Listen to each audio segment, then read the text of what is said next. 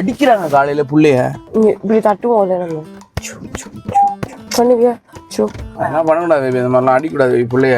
புள்ளி கண்டிச்சு வளர்க்கணுமா இல்லையா நீங்க சொல்லுங்க. வளர்ந்ததுக்கு அப்புறமா அடிக்கவே கூடாது. என் புள்ளி நீ திட்டவே கூடாது. உன்னையெல்லாம் கண்டிச்சு வளர்க்கல உங்க வீட்டுல, அதனாலதான் நீ இப்படி இருக்க. எங்க வீட்டுல இருக்குல்ல தோஸ்து இருக்குன்னு சொல்லுவாங்க தெரியுமா, அதெல்லாம் மாசத்துக்கு நாங்க 10 வாங்குவோம் எங்க வீட்டுல.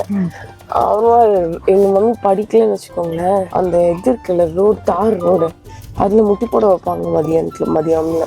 ஸ்கூல்லேயே ரேங்க் கார்டு இருக்கும், ஸ்கூல்லேயே அடிப்பாங்க எங்க அம்மா. ஐயோ வந்து ரேங்க் கார்டு ஆக்சுவலி கொண்டு போனா வீட்டுல அம்மா அடிப்பாங்கன்னு சொல்லிட்டு அவங்க ஸ்கூலுக்கு ஆப்போசிட்ல ஏதோ ஒரு பில்டிங் கன்ஸ்ட்ரக்ஷன் போயிட்டு இருக்கு, அங்க போயிட்டு அதை குறைச்சு வச்சு வந்திருக்கா. அது வந்து இது கொஸ்டின், இது ஆன்சர் ஷீட்.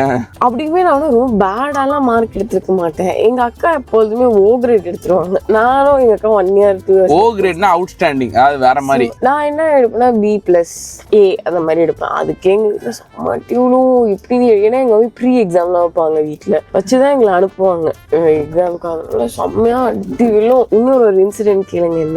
என்ன ஆச்சுன்னா, ஸ்கூலுக்கு ரொம்ப ஸ்ட்ரிக்டா இருப்பாங்க எங்க மம்மி. அப்போ இப்போ ரொம்ப சில், அப்போ பயங்கர ஸ்ட்ரிக்ட்.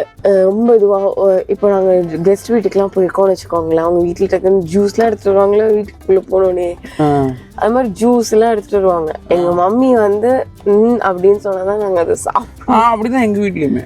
கேளுங்க என்ன, அதாவது கண்ணை காட்டுவாங்க, அதாவது ஓகேனா ஓகே எடுத்து குடிக்கணும். அது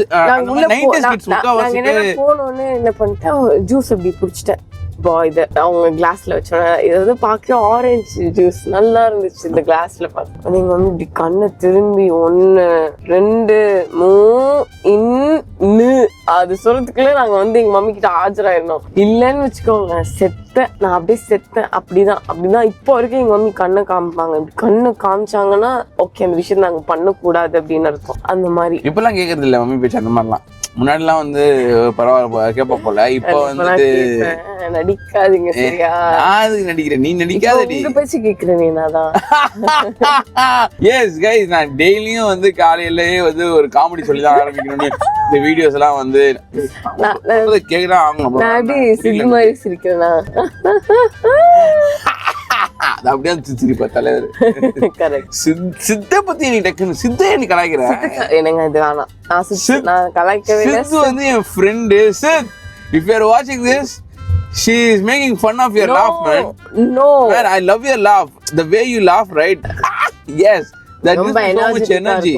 Yeah, yes, but she is making fun of it, man. I'm not making fun of it, dude.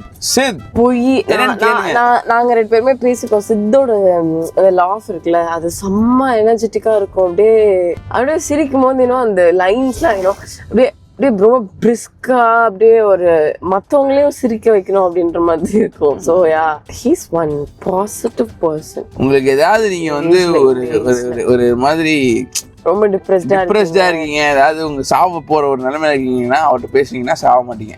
உங்களை வந்து அவர் சாவாம உங்களை வெளியே எடுத்துருவாரு. இப்ப டிப்ரெஷன் உள்ளவங்க எல்லாரும் போய் சித்துக்கு மெசேஜ் பண்ணிட்டு இருப்பாங்க. சித்து ப்ளீஸ் என்கிட்ட கொஞ்சம். ஆனா அவர் பேசுவாருங்க, நல்ல மனுஷங்க அவரு. ரொம்ப ரொம்ப ரொம்ப ரொம்ப நல்ல மனுஷன்.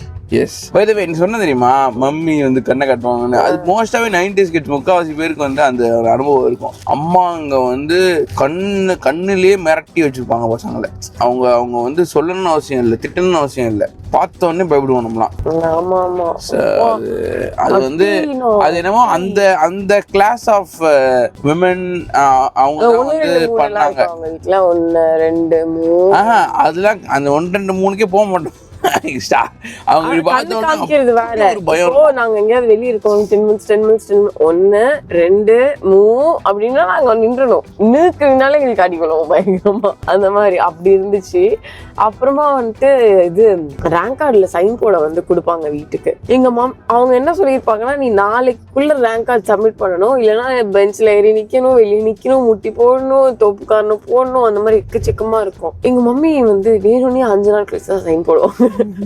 ஏன்னா நான் வெளியே நின்று அசிங்கப்படாதான் அடுத்த நல்ல மார்க் எடுப்பேன்னு சொல்லிட்டு. ஸோ வந்துட்டு அதுக்கு அப்படி கெஞ்சணும், நெக்ஸ்ட் டைம் நல்லா படிச்சிடும் மம்மின்னு சொல்லிட்டு சைன் போட்டு. ஆனா அந்த அப்பெல்லாம் பண்ணாங்கல்ல, அந்த பண்ணதுலாம் எனக்கு இப்ப ரொம்ப ஹெல்ப்ஃபுல்லா இருக்கும்.